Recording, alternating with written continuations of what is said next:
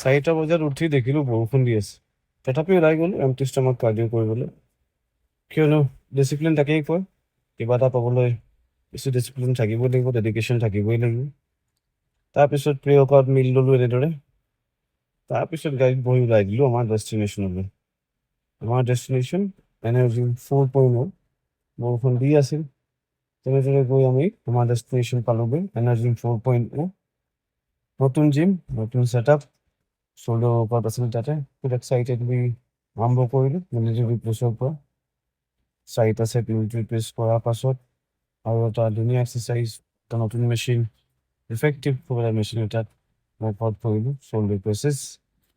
তাৰপিছত বহুত ধৰণৰ ৱৰ্কআউট কৰিলোঁ আৰু পজিং হাৰ্কত কৰিলোঁ। কাটিং চলি আছে, চাব লাগে বডিটো, মাচলবোৰ ঠিক ঠাক আছেনে নাই, ডেফিনেশ্যন আহিছেনে নাই। এনেদৰে ফটো তুলি নিজকে চালোঁ। এনেদৰে আমাৰ ৱৰ্কআউট আজি শেষ হ'ল। ধন্যবাদ।